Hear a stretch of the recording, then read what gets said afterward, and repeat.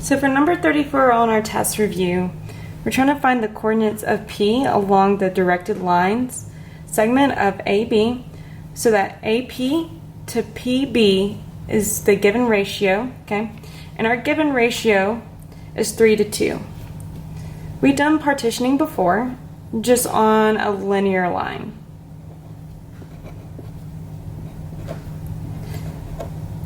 Okay, so the difference between what we're doing now versus last time with the linear line, we weren't given an x and y coordinate. We were just given just one number, just the coordinates, but it's still the same concept. So our total parts in this ratio, all I'm doing is adding that 3 and 2. So that just gives me 5. I know from A to P, it's going to be 3/5 along the way. Okay. And I would know from P to B, it's just going to be 2/5 along the way. And in this case, I'm just going to use A as my starting point. I'm using this as my starting point because I know from A to P, it's just going to be 3/5 of this whole distance right here. So my next step will be finding my rise over run, just the slope.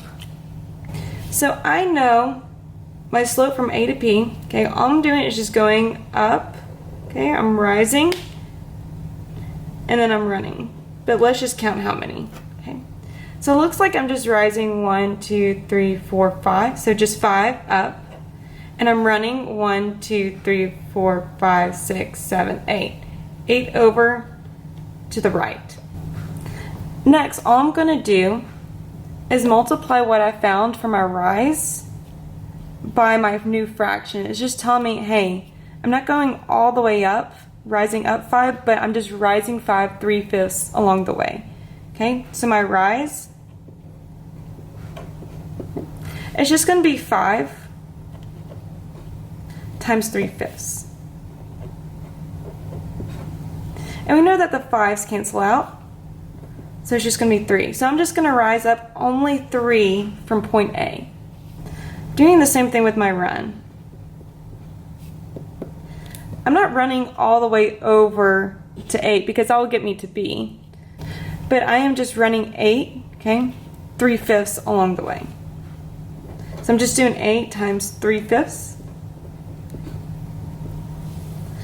So that will give me, when I calculate, just 4.8. And I'm just running to the right 4.8.